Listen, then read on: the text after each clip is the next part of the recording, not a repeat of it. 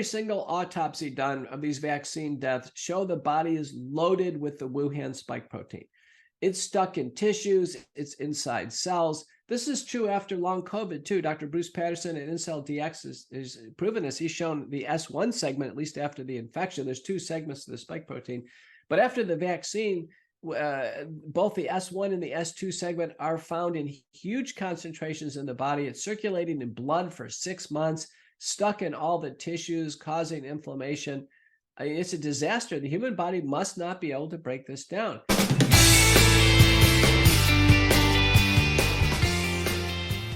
Welcome to the Honor It All podcast. I'm Honor Garrett, your host, and we're here to honor all that is good in the world.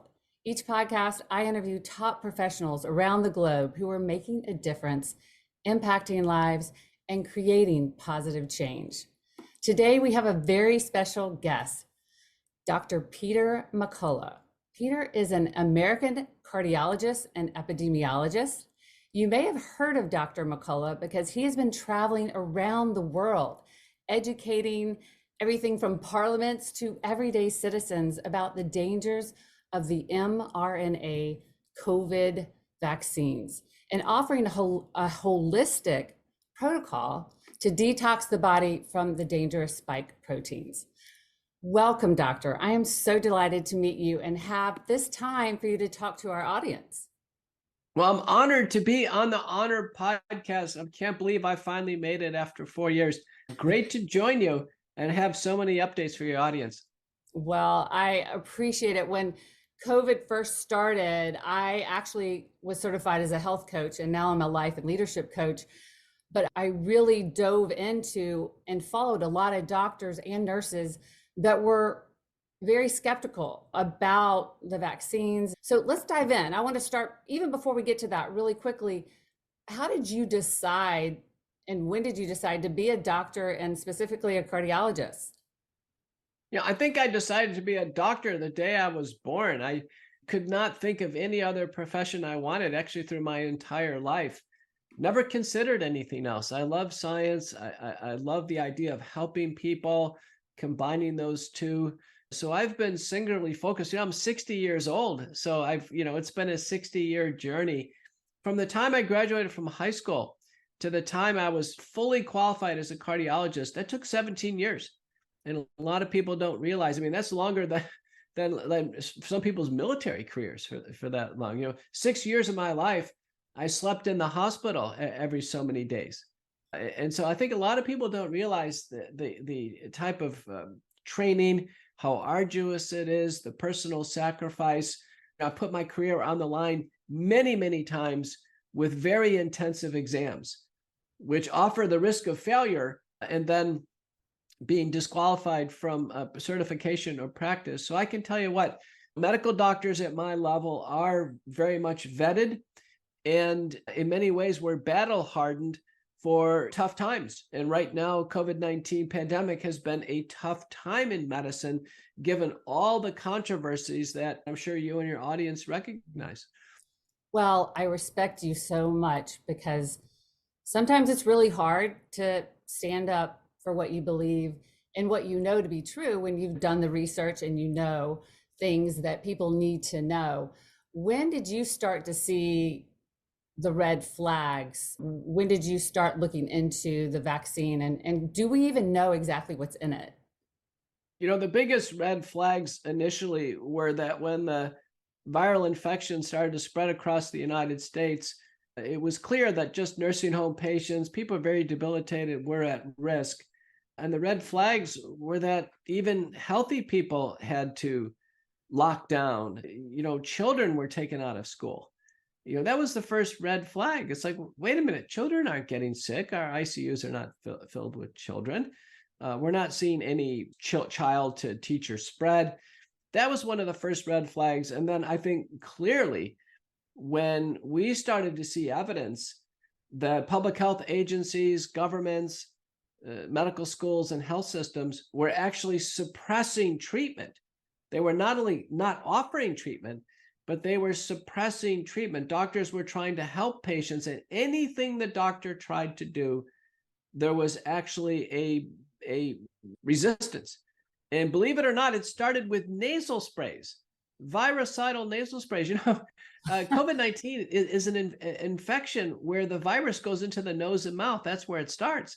So there were companies that were innovating with nasal sprays that either kill the virus or inhibit it. And immediately the US FDA and Federal Trade Commission sued all of them and tied them up in court so they couldn't advance their products. US FDA would not allow any research being done with these products. Well, I'm a big believer in taking care of the body and having good health and nutrition practices. So that is what blew my mind, that no one was telling you to get good sleep and eat healthy and don't eat the junk food and all of that. So that was a red flag for me. And did they change the actual definition of what herd immunity was? Because I always thought that was better, right? It became clear that, again, just to finish this idea of infringing upon community standard of care. So the nasal sprays and washes were not allowed to advance. Oral over-the-counter products were de-emphasized: zinc, vitamin D, vitamin C, quercetin, and famotidine. They all had supportive data. The government public health agencies provided no public health updates on simple things people could do over the counter. It became clear, as you mentioned, that physical fitness, good diet, vitamin supplementation, particularly with vitamin D, out of all the things I've mentioned, vitamin D had the strongest data. Every single study showed vitamin D supplementation, higher levels, were both preventive. We ultimately use vitamin D as a therapy and treatment. Again, the government attempt to absolutely slam anybody out there doing work in this area. Notably was Eric Naputi, who was running a supplement company. He's also a chiropractor. He received a record U.S. Federal Trade Commission claim against him that is actually $500 billion. And he's a chiropractor. He doesn't have $500 billion. These types of things happened. So we learned early on that this whole pandemic response was just going in the wrong direction. The wrong people were isolated. Every single thing we were doing to try to help people, there was an open suppression campaign against hydroxychloroquine, ivermectin, later on Paxlovid and molnupiravir were undermined, budesonide, colchicine, anything we could do to try to help people. Monoclonal antibodies, that was one of the most disappointing. Monoclonal antibodies for severe cases were always safe and effective.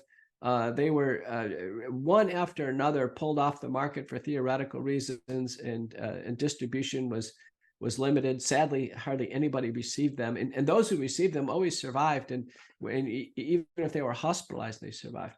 So we had a situation where that was the first tip-off in 2020 that, wait a minute, the government and everything, all the entities that I mentioned were actively stopping doctors from helping patients, particularly medical boards and pharmacies. The medical boards were starting to attack doctors' licenses. The pharmacies weren't prescribing drugs. It didn't matter if it was a simple nasal spray or generic or a high-tech monoclonal antibody. It was all impaired. And what we realized is that those entities that were suppressing all forms of early treatment, at the same time, they were the strongest promoters of the vaccines.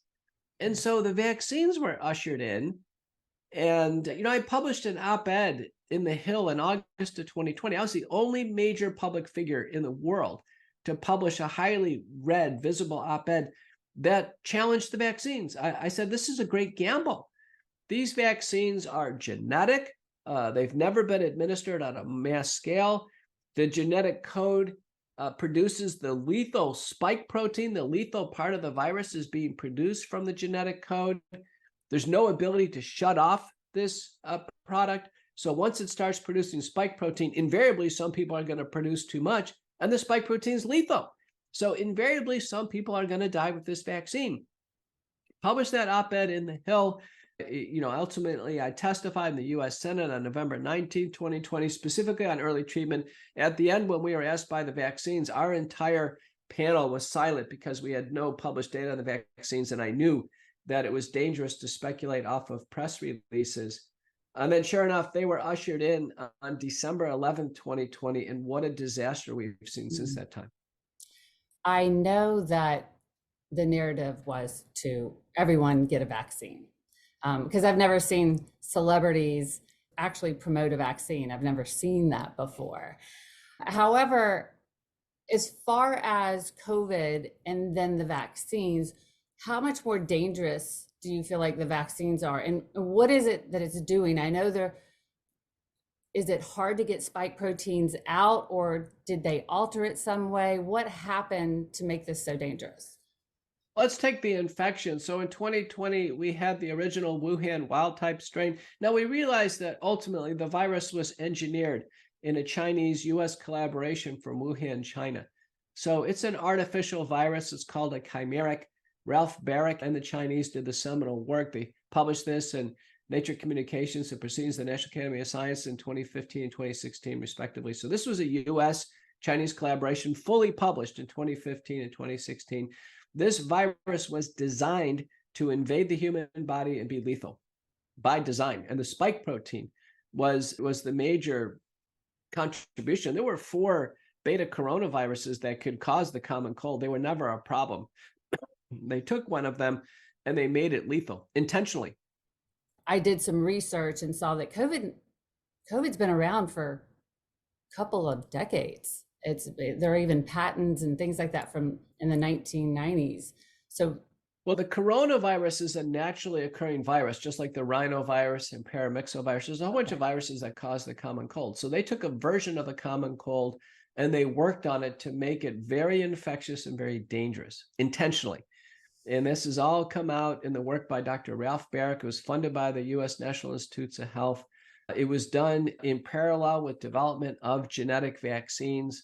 And the work has been going on, as you pointed out, a long time ago. You know, DARPA, our research unit of the military, on their website today, still has the ADEPT P3 program. That's their designer program in 2012. They said that they will end pandemics in 60 days with messenger RNA vaccines, and they show how the messenger RNA vaccines work.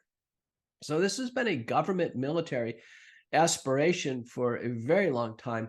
When the virus got out of the lab in Wuhan, China, there was an active cover-up by Dr. Anthony Fauci and so many players involved, the World Health Organization, the Wellcome Trust, an academic collaboration, and they published 12 fraudulent papers stating the vaccine came out of nature when they knew it came out of the lab, and they had the Baric publications. The whole world had the Baric publications saying that it was gain-of-function research, it was grandfathered in, it was designed in the US, the work was done in China, the collaboration, thanks the EcoHealth Alliance and NGO that shuttled the plans over and helped the Chinese produce the virus. And then it got out. And so your question is, well, what's worse? In 2020, the virus did take lives. It almost always took lives of the very elderly, people who are actually, beyond their life expectancy. So there's tremendous gradient in terms of risk. And the vast majority of people who contracted the virus, it was nothing different than a common cold. It had a survival rate of, greater than 99%.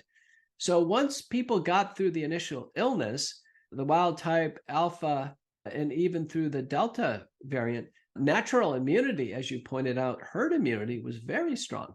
In fact, repeat cases of the wild type virus were almost non-existent.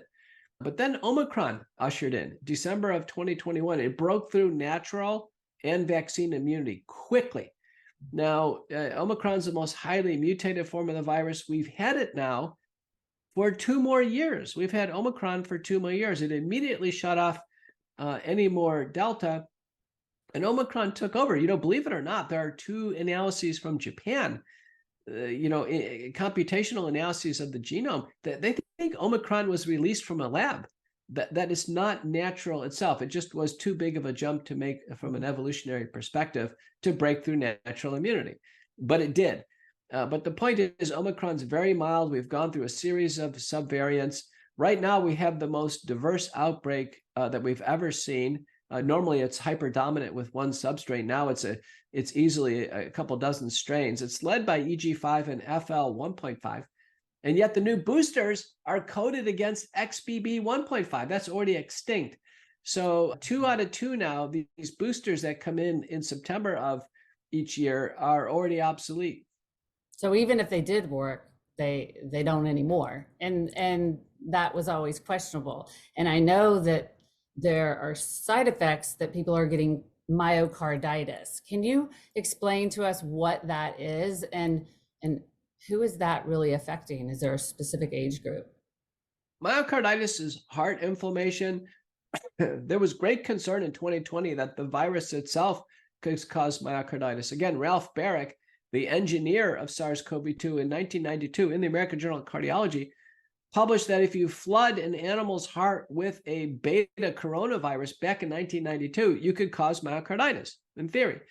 So there was tremendous screening efforts. The NCAA Big Ten Athletic League put all the athletes through blood tests, EKGs, MRIs. About 30% of the kids got COVID. They came up with a handful of putative cases, but no hospitalizations and deaths, no consequences. The US military and Israeli military did the same thing. So the conclusion is, with community COVID, there is no significant risk of myocarditis. And they dropped the screening programs, because if there was a serious risk of myocarditis, they would have continued and there would have been all kinds of management algorithms. So COVID-19 itself is not a significant cause of myocarditis. It's very important. Now usher in the vaccines. October 22nd of 2020, the US FDA in their internal VRBPAC meeting said the COVID-19 vaccines were going to cause myocarditis, among other problems. So believe it or not, October of 2020, by June of 2021, the FDA had hundreds of cases. Kids were getting sick, hospitalized and dying, and the FDA put out a warning. The COVID vaccines cause myocarditis. Now that warning immediately should have had every school, every sports league, every single institution very concerned about heart damage, including fatal heart damage. Now, 90% of myocarditis is occurring in men. The peak age is 18 to 24, but it extends up to older age. We now know in a paper by Crossan that the messenger RNA is physically installed in the human heart. It's physically seen there, causing inflammation. The spike protein is damaging to the human heart. The spike protein has been found in the human heart by biopsy by Bohmeyer and colleagues. And now the fatal cases are pouring in. Paper in Circulation by Patone, 100 confirmed fatal cases. Autopsy confirmed cases, a paper by Holscher and colleagues. I'm the senior author, showing in every case when we think myocarditis is the cause of death in someone who took the shot, and we do an autopsy, in fact, it is found to be the cause of death.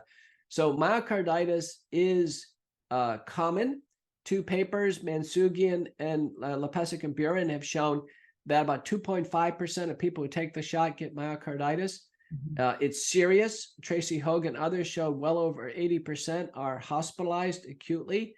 Sadly, half of the people don't feel myocarditis, and so they present with either sudden cardiac death, a cardiac arrest, arrhythmias, or in some cases, heart failure. I've seen all of these in my practice. It sounds crazy to me that they know this, that they have this information, and it's not widely talked about. All of the pharmaceutical companies, don't they have no liability for like 75 years? Is that correct? Something like that? They have no liability, period. So, when one signs the consent form, you're told that, there's no liability. The 1986 vaccine injury legislation that went through, that legislation went through and said vaccines have unavoidable harms. And because of that, the government gives blanket immunity to the manufacturers. Now, you said something like, well, how come this isn't talked about? I'm just going to do a Google search here with all the biases that Google has. And let me tell you, there's 4.8 million hits on COVID vaccine myocarditis. Wow. 4.8 million. Listen, everybody knows about it. I mean, the FDA warns people about myocarditis. A recent paper by Nakahara shows that everyone who takes a shot has some cardiac changes. The cardiac positron emission tomography changes. The heart normally relies on fatty acids for its fuel, but once you take a COVID shot, the heart muscle cells become diseased and they begin to favor taking up glucose. So 18-fluorodeoxyglucose uptake skyrockets. The cardiac MRIs are grossly abnormal between a vaccinated and unvaccinated person in everyone. And this lasts out to 180 days. So, these athletes and others who continue to take the shots, they are really hurting themselves. My audience usually is in their late 50s, like I am. I have 4 grown children. They're all childbearing ages. Are there any specific populations, such as babies, young adults, or my kids that can now have children? Are they going to be affected? I've heard that the spike protein can be found in the ovaries and the testicles. Like, is this true? Let's just take the clinical data by Thorpe and colleagues. He's the first author. I'm the senior author, published in the Journal of American Physicians and Surgeons. COVID-19 vaccine taken during pregnancy compared to the flu shot given during pregnancy has a multifold increased risk of fetal loss, that's miscarriage in the first trimester, stillbirth beyond 20 weeks. It's associated with fetal malformations like oligohydramnios and fetal growth retardation. It's associated with both maternal and fetal hemorrhage because of the spike protein. So the most disturbing report is by Hoyert. It was published by the National Center for Health Statistics and paired with the CDC data. 2/3 of mothers through the pandemic took the shot either before or during pregnancy. And what Hoyert's reporting in March of 2023 is that we have record maternal mortality, the mother dying, and it's defined as death during the pregnancy or 42 days afterwards. And who the public figure poster child for this is so tragic is Tori Bowie. Tori Bowie is U.S. Olympic sprinter. She won in 2016. She's pregnant. U.S. Track and Field Association forces the vaccines on the athletes.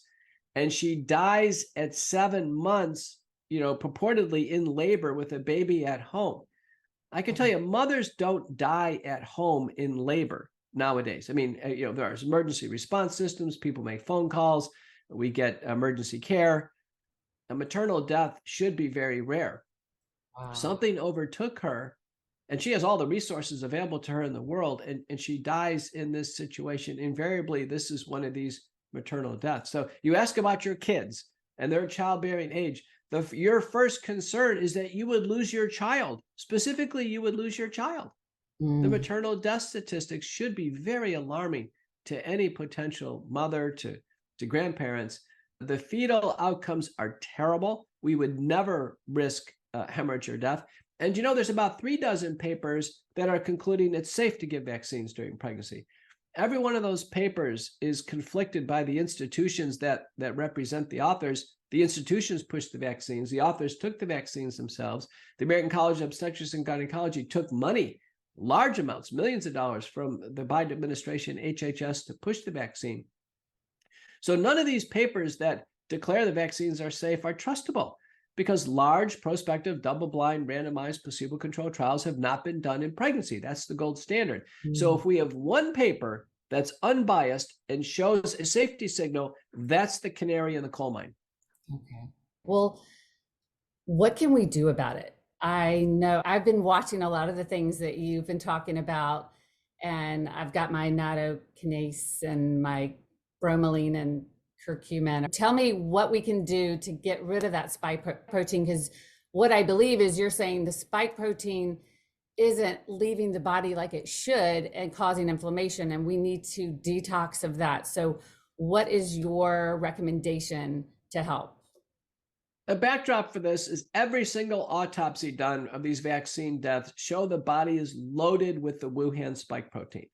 It's stuck in tissues, it's inside cells. This is true after long COVID too. Dr. Bruce Patterson at InCellDX is proven this. He's shown the S1 segment, at least after the infection. There's 2 segments of the spike protein.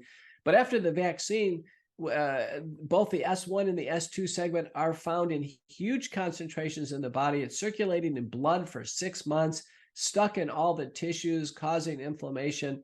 It's a disaster. The human body must not be able to break this down.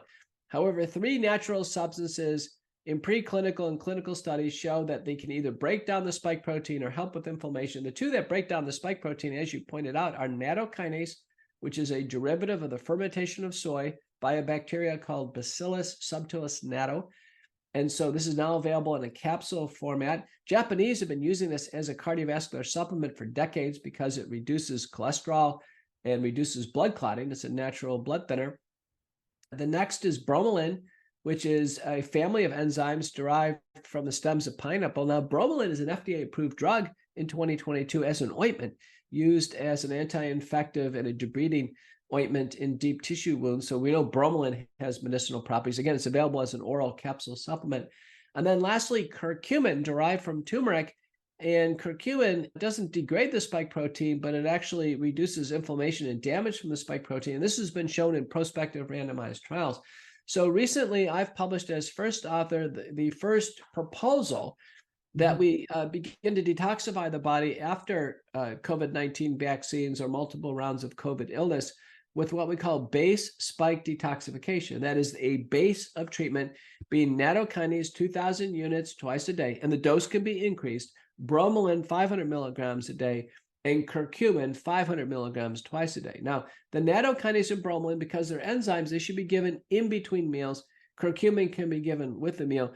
Curcumin needs some assistance, so it's better to be in the nano or liposomal formulation, or better yet, just take with piperine, which is a black pepper extract, to help it get absorbed. Best in class spike protein in the United States is available through the Wellness Company. Now, I advise them as the chief scientific officer. They can combine nattokinase with some minor ingredients that are theoretically helpful. But base spike protein detoxification, other possibilities to add to it include N-acetylcysteine. There's some minor supportive data there. In a paper that I'm a co-author on, we theorized that could play a role, another enzyme. And then lastly, lutein. Lutein is derived from that very first pressed pre-manufactured olive oil. So that's under investigation, medicinal grade olive oil. So believe it or not, for such an unnatural virus, for such a terrible engineered spike protein in a biosecurity lab in China, the answers appear to be natural substances. Well, I've always believed that everything we need, God has already provided for us.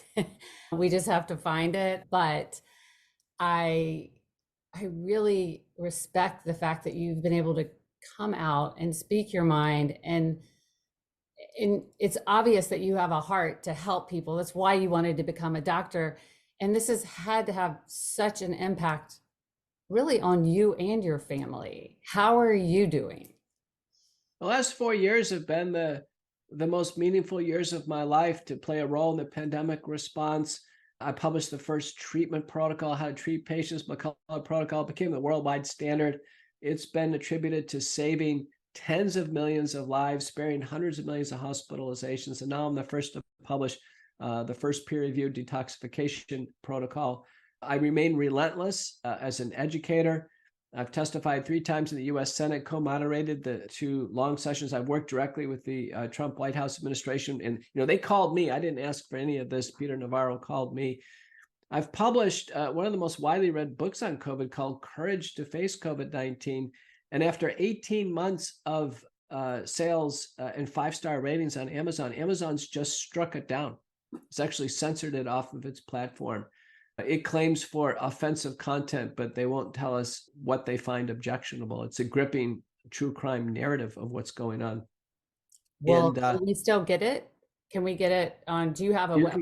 Yeah, go to couragetofacecovid.com. You can buy it directly from the wholesaler, and we can skip Amazon. But this is unprecedented. Amazon striking down a book. The foreword is written by Robert F. Kennedy, who's a presidential candidate, and this book has 18 months of proven track record to be stricken down. My whole career's been dismantled. I've been stripped of 2 jobs, 2 professorships with no due process, no explanatory phone calls. I've been removed from all National Institutes of Health meetings. I've been stripped of all pharmaceutical consulting. I've been removed from being a successful editor at 2 major journals. It's been unprecedented what's happened. So by working so hard to try to help people and help people through the two waves of injury have been COVID, the illness, and I played a big role there, and now the vaccines, and I'm playing a big role there. But for me to basically face these headwinds every day has been a challenge, but I remain bold and relentless. I know I'm doing the right thing. I don't request a single interview. And in some days, my record is 16 interviews in a day. And I have more media time spent so far and logged in COVID than Fauci, Walensky, anybody on the Corona task force. I have more media time than any presidential candidate, Trump or Biden. And so, I've done some shows. My biggest show I've done is actually Daystar, the largest Christian broadcasting network. They're in 145 countries, 200 million paid subscribers with reruns, 4 different shows. I've reached over 1.7 billion people with a B. And I've recently... I just admire your courage. And, sometimes I know that you've been stripped of a lot of things, but sometimes I do believe that God takes things away because he has such a bigger platform for you. You are making an impact like I couldn't even imagine, and you probably couldn't have imagined 10 years ago that you would be doing this. Thank you so much for really just educating people and having the boldness and the courage to actually do it when it's not always the popular thing. So, well, what's sad is so many doctors are sitting on the sidelines, or they're still in this false narrative, taking these vaccines. The vignettes are written, the formal documents have been submitted. We have 180 dead Canadian doctors after taking the shot, and this has been submitted to the Canadian authorities. Gosh knows how many dead American doctors we have, and nurses and others. The death toll is extraordinary. A recent paper from Canada by Dennis Rancourt suggests worldwide there could be 17 million vaccine deaths. Wow. This is going to come out to be one of the largest atrocities of all time, of how this could be continued, death after vaccination. 3,400 peer-reviewed papers describing fatal and non-fatal vaccine injury syndromes. It's incontrovertible. I have 2 quick questions for you. Okay.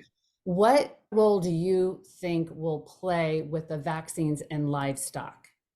Do you think that we're going to be getting this through other means? Like if I go and have a steak, am I going to get that spike protein? We have to pay attention. Genetic vaccines have been used in pork since 2017, self-replicating RNA vaccines. Probably through the cooking and curing process, it's destroyed. Although I've seen enough where I personally, I'm not going to eat pork. I don't think there's going to be any reason to do it. In theory, messenger RNA vaccines could get in through the beef supply if you eat a sufficiently raw steak. And people are worried through the plant and other food supply. So I think we have to stay vigilant. Our FDA should be advising us on it. They're not. The USDA should be advising us. We're going to ultimately have to rely on labeling and honest farmers who are telling us whether or not they're using these products. Wow. Well, I see this McCullough Foundation behind you. Tell us a little bit about that. Well, people have asked the question, how can we support you? Because, my efforts globally are all self-funded. I go to the European Parliament. I've been in the UK Parliament, testified all over. That's all self-funded.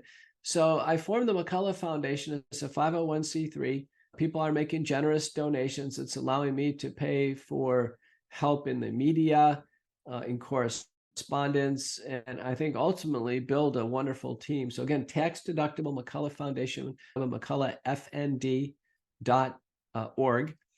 And then for a general contact, go to my website, petermcculloughmd.com. That'll show you McCullough protocol and the base spike detoxification. It'll take you everywhere. I've got the top doctor account on Twitter of doctors who see patients, and I'm across the other social media platforms. I've got the top medical Substack, Courageous Discourse. That's what all the citations I gave you today are available on Courageous Discourse. And one of the things I do uniquely is I go on air and I cite the data. There's no other experts on either side of this discussion that actually know the papers and cite the papers. I'm the only one.